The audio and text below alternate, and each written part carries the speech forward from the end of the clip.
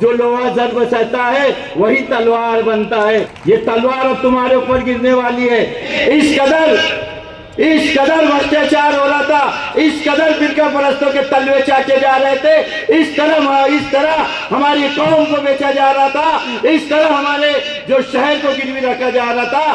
शेख रशीद साहब को बर्दाश्त नहीं हो रहा था।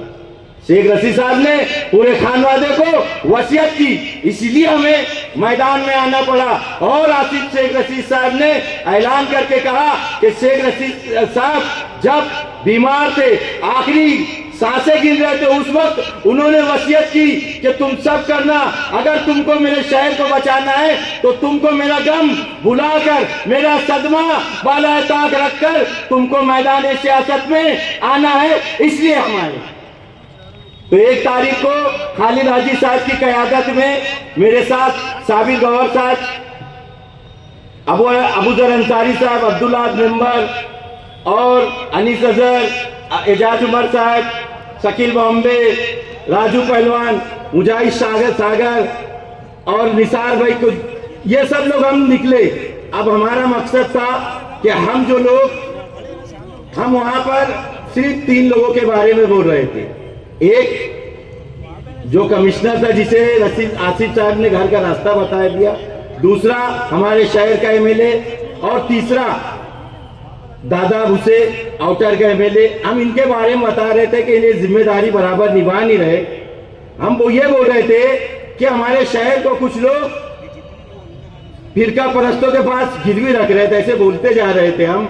तो हम ये बोल रहे थे और बोलते बोलते कुछ लोग मुझे बोल रहे थे कि तूने काली मुंडी का सफेद बैल नहीं बोलना चाहिए था, वो जातियात है। मैं उनसे पूछना चाहता हूं, खासतौर से जाबिर भाई से, अब तक न्यूज वालों से, कि ये जातियात नहीं है।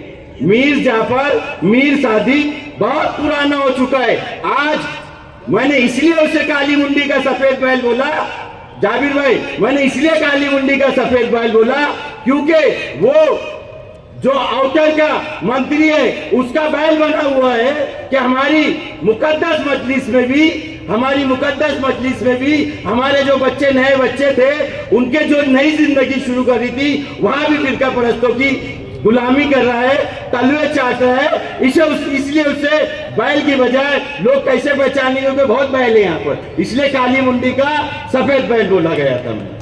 तो मिर्ची इसलिए लगी। दूसरी बात, हम बोल रहे थे कि मालेगांव शहर में 12 नवंबर में जो हमारे यहाँ पर कई बेगुनाह लोग हैं, अज्जू भाई है, उसके बाद अपने साबिर गौहर साहब है, तो ये दोनों ने मिलकर करे। तो ये जो काली मुंडी का सफेद बैल है, ये जो तलवे चाटने वाला फिरका, इसी को मिर्ची लग रही थी। तो बताओ हमने क्या कहा? मैंने पहले ही बोल चुका था कि अब मुखालफिन ये ना सोचे, अब आपका जवाब, जो भी आप जितनी भी निचली सियासत करना चाहते हैं, जितनी भी गंदी जबान बोलना चाहते हैं, वो उसका जवाब, ईद का जवाब पत्थर से इंशाअल्लाह अज़ीज मैं यहाँ पर इन सब जिम्मेदारों से इजाजत लेना चाहता हूं, मैं दूंगा। क्योंकि जमाना जब कभी बारूद की बौछार करता है, जमाना जब कभी बारूद की बौछार करता है, हमारा हौसला फौलाद की दीवार बनता है। तुम्हारा जुल्म काफी है हमें बेदार करने को, जो लोहा जर्ब सहता है वही तलवार बनता है। तो अब ये तलवार तैयार रखना, ये तलवार अब तुम्हारे ऊपर गिरने वाली है। मैंने इसलिए बोला कि हमारे जो बैठे हुए थे रईस उस्मानी साहब, उनकी जातियात पे कर रहा था, क्योंकि तू बड़ बोला, तू बोल रहा कि आज इतने भी लीडर यहाँ बैठे, इतने लोग बैठे, आप बताओ कि किसी ने ऐसा बोला कि मैं चूड़िया पहन के धरना दूंगा? अरे भाई, तू जंग लड़ने जा रहा, ऐलान जंग लड़ने जा रहा कि चूड़िया खेलने जा रहा, मेरे हाथों में दोनों चूड़िया है। तो मैंने इसलिए बोला तुझे कि हाथों में दोनों चूड़िया पहन के सियासी जन के ही धरना आंदोलन देने जाते। तो तू लीडर नहीं है, अंदर बॉस नहीं है, तू सियासी जन का है। तो ये उसको मिर्ची लगी। मैं तमाम ही लोगों से बोलना चाहता हूं कि हमारे शहर में जो आज हालात है,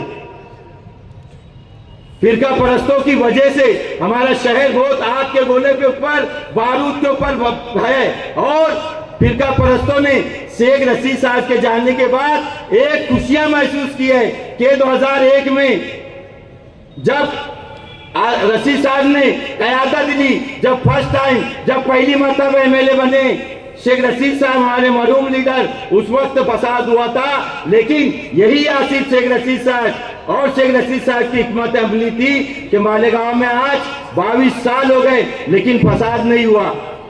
तो फिरका परस्त ये सोच रहे थे कि अब शेख रशीद साहब तो चले गए, आसिफ शेख रशीद साहब और उनका खानवादा गम में डूबा रहेगा, और उसकी वजह से ये हमारे शहर को यहाँ पर एक अंधेरे में झोंकने वाले थे। इसलिए हम लोगों को सियासत में आना पड़ा।